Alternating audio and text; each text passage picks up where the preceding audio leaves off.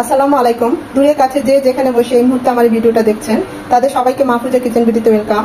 আজ সবজি খিচুড়ি করব, একদম ঘরোয়া যে মশলাগুলো থাকে সেটা দিয়েই, আর কিছু সবজি দিয়ে, সাথে গরুর মাংস থাকছে, ইলিশ মাছ ভাজা থাকছে, পদ্মার ইলিশ, খুব সুন্দর ফ্লেভার চলে এসেছে, তেলও অনেক উঠেছে, সেটাও একদম শুকনো মচমচে করে ভেজে নিয়েছি। তো কথা না বাড়িয়ে চলুন আমরা মূল ভিডিওতে চলে যাই।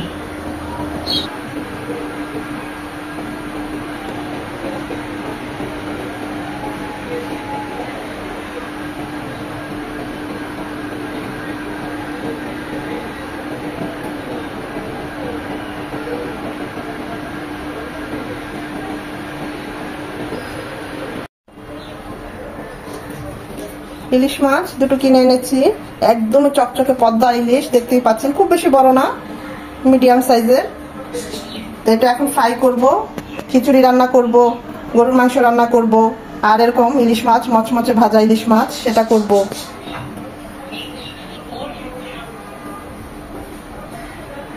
পদ্মার ইলিশ বলেছে তো তেল উঠবে, এখন ভাজলে বুঝতে পারবো। আসলে ইলিশের গন্ধ, ফ্লেভার, টেস্টই আলাদা।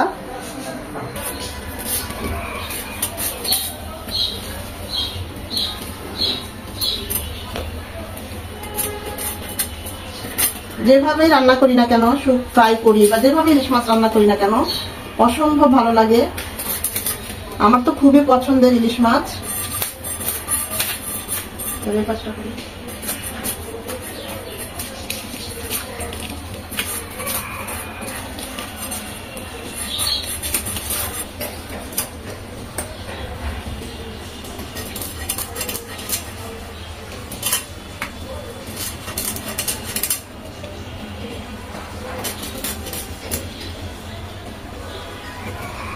ঠিক এই বৃদ্ধাঙ্গুলের মাপ বরাবর কেটে নেবেন ইলিশ মাছ, তাহলে একদম চিকনো হবে না, বড় হবে না।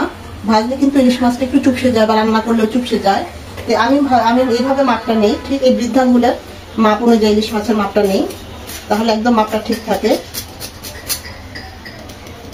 আমার মাকে দেখেছি এভাবে নিতে, সেখান থেকেই শেখা।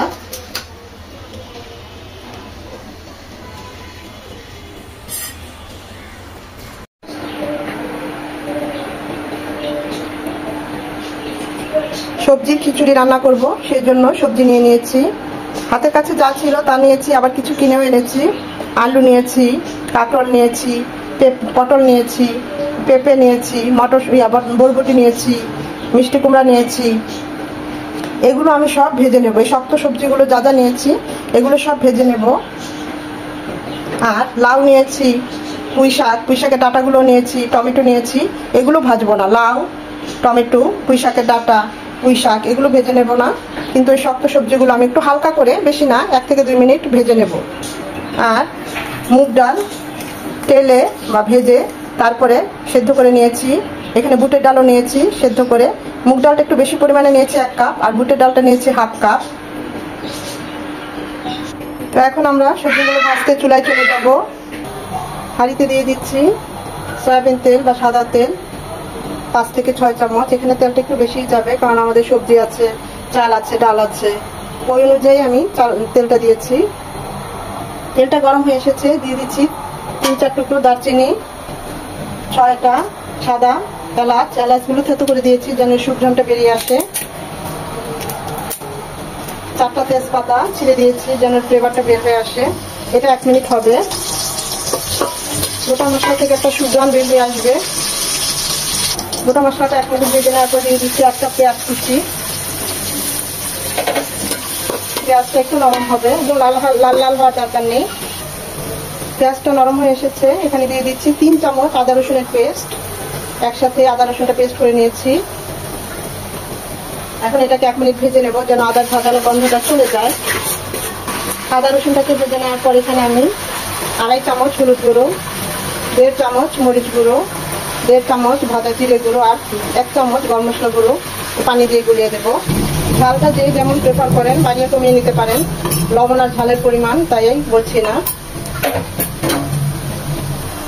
বাটিটা দিয়ে আরেকটু পানি দিয়ে দিলাম। মশলাগুলো খুব ভালোভাবে কষিয়ে নিতে হবে।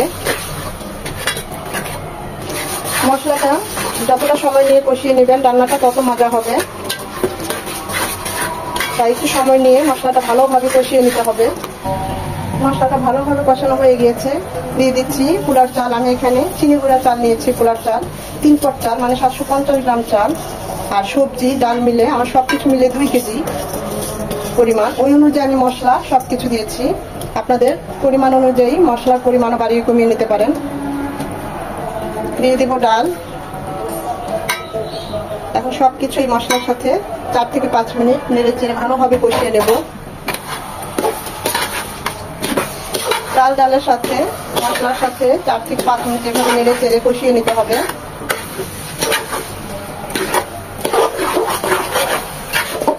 খেয়াল রাখতে হবে নিচে যেন না লেগে যায়। 4 থেকে 5 মিনিট কষিয়ে নেব ডালটা। 4-5 মিনিট কষিয়ে নেওয়ার পর এখন দিয়ে দিব ফুটানো পানি। যেহেতু আমরা আজকে খিচুড়িটা সফট করবো, লিকুইড করবো, 1 কাপের জন্য 3 থেকে 3.5 কাপ পানি দিবেন। আমি ওই অনুযায়ী মাপ করে পানিটা দিয়েছি, মানে 1 কাপ চালের জন্য 3 থেকে 3.5 কাপ পানি লিকুইড খিচুড়ির জন্য। ডাল আছে, ডালটা কিন্তু অনেকটা টানবে। এখন ফুটে আসা পর্যন্ত অপেক্ষা করব।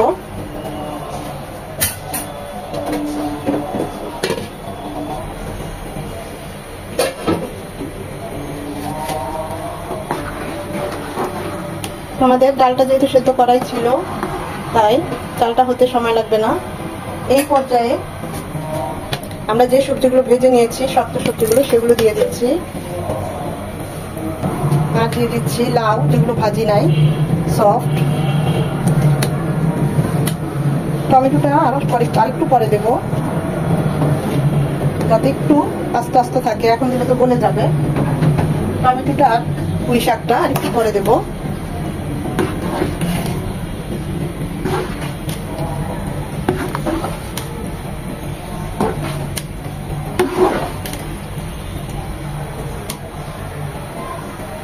যতটুকু লিকুইড রাখবেন বা যতটুকু শক্ত রাখবেন, হার্ড রাখবেন, ওই অনুযায়ী পানিটা দিবেন আর সবজির ধরন অনুযায়ী।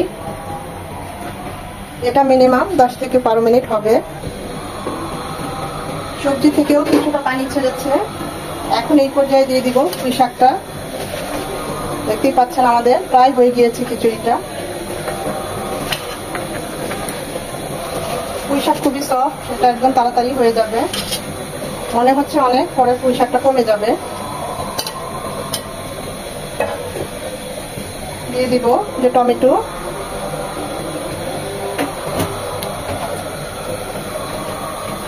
আর 10টা আস্ত কাঁচামরিচ ফ্লেভারের জন্য। বাচ্চারা খাবে তাই কেটে দিলাম না, যারা ঝাল পছন্দ করেন কেটে দিবেন। লবণ স্বাদ অনুযায়ী আমি 1.5 চা চামচ দিলাম।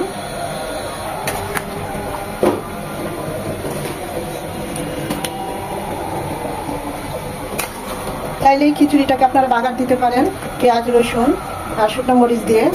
আমি আজকে বাগার দেবো না, ঘি দিয়ে দেবো, তাই এটা সাদা তেলে রান্না করেছি। আর যারা সর্ষের তেলে রান্না করবেন তারা আবার উপর একটু সর্ষের তেলও ছড়িয়ে দিতে পারেন। ঘিয়ের সাথে আসলে সর্ষের তেলটা তেমন ভালো যায় না, তাই আমি এটা সাদা তেলে রান্না করেছি। এটা হবে আরো 5-7 মিনিট। নামাবো আরো 2-3 মিনিট পর। এর আগে দিয়ে দিচ্ছি 2 চামচ গাওয়া ঘি। এটা দিয়ে 3 থেকে 4 মিনিট এটা দমে রাখবো, মানে একদম ডিম আঁচে রাখবো।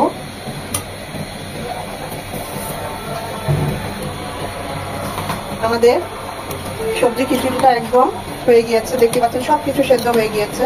ওভারকুক করবো না, তাহলে খেতে ভালো লাগবে না। একদম সব সেদ্ধ হয়ে গিয়েছে, সব ঠিক আছে, টেস্ট করেছি। এখন চুলাটা অফ করে দেব সামান্য ধনেপাতা কুচি দিয়ে।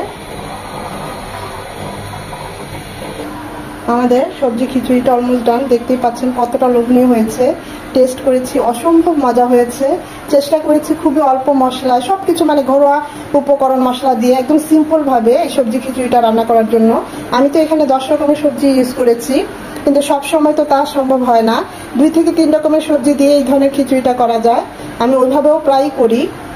হাতের কাছে যে সবজি থাকে সে সবজি দিয়ে খিচুড়িটা করা যায়।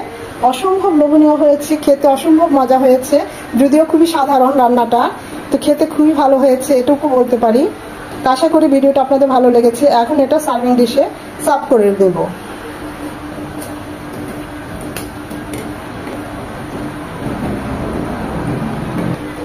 কতটা লোভনীয় হয়েছে দেখতেই পাচ্ছেন, অসম্ভব মজা হয়েছে। টেস্ট করেছি, সবকিছু একদম পারফেক্ট হয়েছে, সবজিগুলো ওভারকুক হয়ে যায়নি। দেখতেই পাচ্ছেন পুঁই শাকের কালার, সবকিছুর কালার সবুজ আছে। সবগুলো সবজি সেদ্ধ সুন্দরভাবে যতটুকু হওয়ার ততটুকুই হয়েছে। আশা করি ভিডিওটা আপনাদের ভালো লেগেছে। খিচুড়ি হবে আর ইলিশ মাছ ভাজা হবে না, অসম্ভব। আমি তো ইলিশ মাছ ভাজাটা সবসময় খিচুড়ির সাথে প্রেফার করি। আর গরুর মাংসটা তো বাচ্চাদের জন্য করতেই হয়েছে, কারণ তারা সবজি খিচুড়ি খুব একটা পছন্দ করে না।